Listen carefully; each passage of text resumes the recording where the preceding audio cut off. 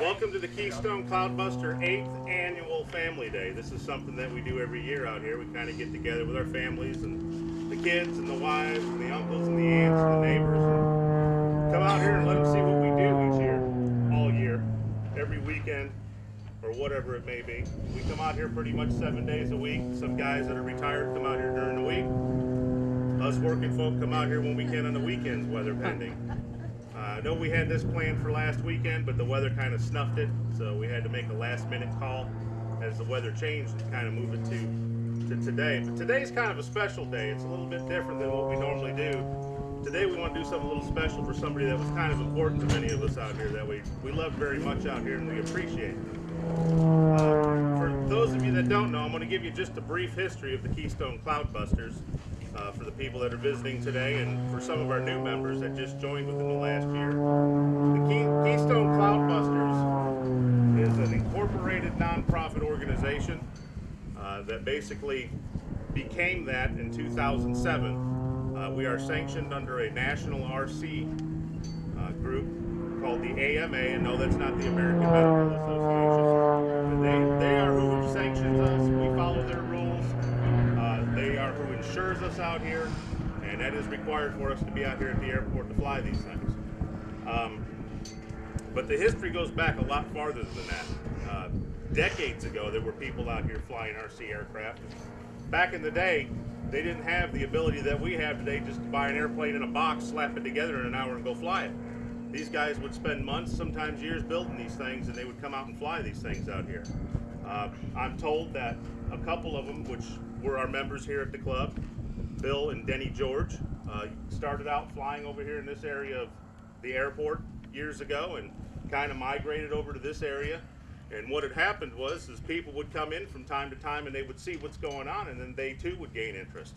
One of them was another Keystone Cloudbuster member, was Brian Stevens.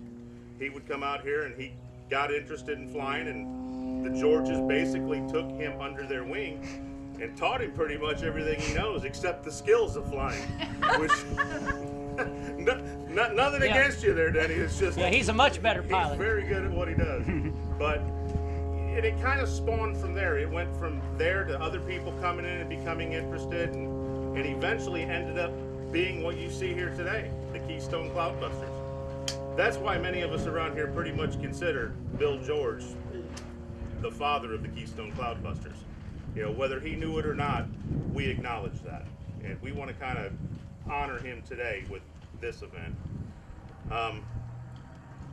We come out here and we fly in this little patch of property, which is 10.4 acres. A lot of times, we always refer to this specific piece of property as Cloudbuster Field. Okay, that's not an official name. That's just something we've called it the past few years, 3, 4, 5 years. But today, Cloudbuster Field gets a name change.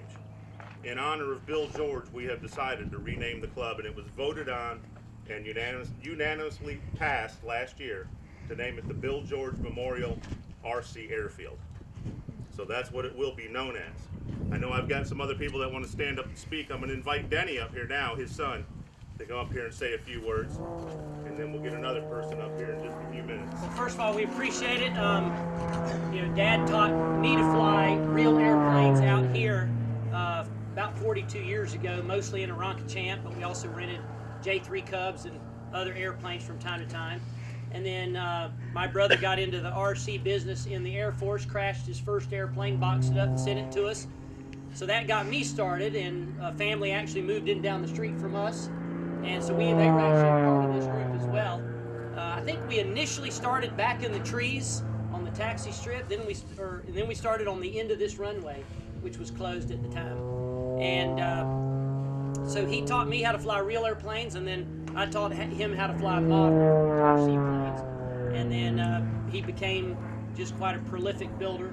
But he loved the guys and ladies out here. He a lot of times later in life when Mom could not go with him as much, and he would have to go by himself, and then he got to where he couldn't go as much by himself, or not safely, Mom would call over to Trenton and say, "Can Denny come over and take him flying, because he really needs to go flying?" All he'd have to do is get out and fly just a couple flights, and it would set him straight, and he'd be ready to go for the next week or so. So I know a lot of the men out here helped him get in the air from time to time, or let him have the field just when he was flying, because he couldn't really hear that well, so he couldn't hear his engine that easily. And so a lot of times the whole field would shut down and just let him get his 1 or 2 flights in. And I think there was a few men out here that helped rescue an airplane or 2 from out in the trees from time to time. And so he loved the club, loved you guys, and I appreciate for you all enriching his life in his later years. We're much appreciated. Thank you, Danny. We appreciated him too as well. He was fantastic to talk to, and I had explained to somebody earlier today that Bill George was the kind of guy that when he come up to talk to you, he was more interested in what you had to say than what he had to say to you. And it was kind of weird the way that he would kind of melt into whatever you were talking about, as if he'd been right there with you, you know. And when I joined the club in 2010, I didn't know anything about airplanes. You know, I probably shouldn't have even been flying these things. I remember when I'd go out there to fly, I would go out there to fly, and the whole club would get kind of quiet, and you turn around and you look over your shoulder, and everybody's moving to the fence waiting for that NASCAR crash, you know what I'm talking about. Because there was going to be one. And many times I would wait until everybody was gone, whether it be 4, 5, 6 hours before I'd go out there and make a fool out of myself. Because if I was going to make a fool out of myself, it was going to be by myself. But while I was waiting, the times that Bill George would show up, I'd walk down there and I'd talk to him. He'd always have these fantastic airplanes, and some of my favorite airs was the World War I airs with the parasol wings, or some of the older airplanes that were built back in the 40s and the 50s and stuff. I like those kinds of airplanes, and that seemed to be the area that he used to build in, a lot of those types of airplanes. So I'd go down and ask him questions about his airplanes, and he was like an encyclopedia. I mean, he had so much knowledge about these airplanes, and I didn't know anything about these, so I learned the history of specific types of aircraft from him, where they came from, who designed them, the companies that owned them. When the companies went bankrupt, who bought the project, picked it up, renamed the aircraft, made certain changes to it. I don't know where he got this knowledge from. But, I mean, he was a walking encyclopedia, and he was a real blessing just to listen to. And books. I know that was another hobby he had. He could read books. And my wife does the same thing. My wife will read 2, 3, 4 books a week. Still does it. I never even see her anymore. I bought her one of those little e-reader things, and that was probably the worst thing I ever did. Now I don't get dinner. I walk in the house, and sometimes I think she's invaded the house, don't know who she is, and then I've got to remember, oh, that's my wife. You know, she's just been reading books for the past 6 months. But they would get together, Bill George would and my wife, and they would talk about books. And all the books she's read, he's already read, and he'd suggest books to her, and she'd go get those books, and she'd read those books, and then they'd kind of do a recap of that the next time they'd get together and talk about those things. So he was quite an interesting individual with a lot of knowledge, and he was just a blessing. And I think it's with great honors that we're dedicating the field, and I think rightly so, in his name. So if you guys ever come out here and you know, watch us fly, just remember you're coming out here and you're watching the Keystone Cloudbusters fly at the Bill George Memorial RC Airfield. And I've got Darren right now. I want to bring him up. He's going to present something here and talk about it a little bit. And I think some of you are going to be kind of shocked, especially the family. Good morning. I know that's a tough act to follow right here, but I was basically going to do the same and go through the history of Mr. George and how I, got to know him and got to know Denny and most of the family. Basically the same thing, Mike and Denny himself was saying. We met here at the field, and through his knowledge and wisdom, myself, most anyone out here that knew him, they picked up a lot of knowledge and information that just by observing, it was just amazing. What I would like to do today, I'd like to present Mr. Denny and the family a token of appreciation for your father. He really touched my heart after he passed. A lot of times when he'd come out, if he needed assistance, however, whatever, I was always right there beside him. I felt like that was that was my goal to have to do, So anyway, after everything was pretty much over, in my heart I had a picture, the only picture that I had. I don't know exactly who took it or whatever. I think it was probably online or whatever, but it was a symbol for me to hold on to remember him. It was actually a great picture. I'm sure there's quite a few more, but I felt in my heart because I know a person that does some great artwork and painting.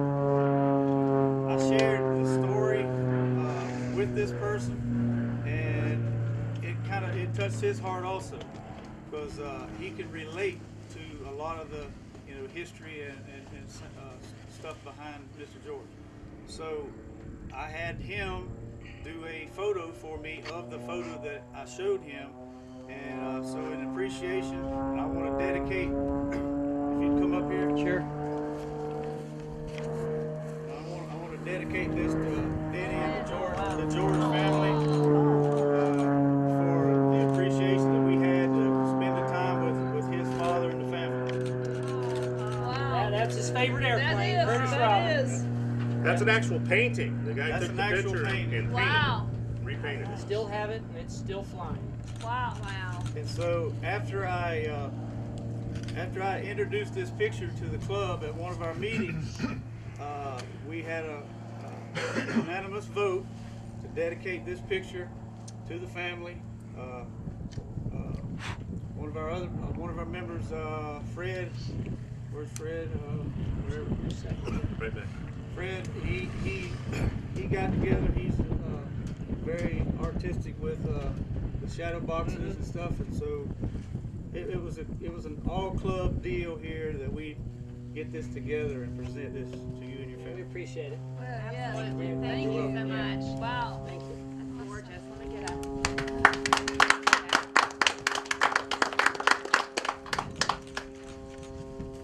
Thank you very much. You're welcome. Yeah, he would think this was pretty neat. Yep. Yes, he would. Well, I guess let's do what Bill George would have us do. Fly airplane. Let's get some Airplanes. airplanes in the air. Let's get this show on the road. Get the wheels And if anybody would like to walk down and see Dad's plane, I've got it parked right past the big DC down there, so I'll walk down there with you if you're interested. Look at that. And again, welcome to the Cloudbusters. Thank you. Good to see you, buddy. Beautiful.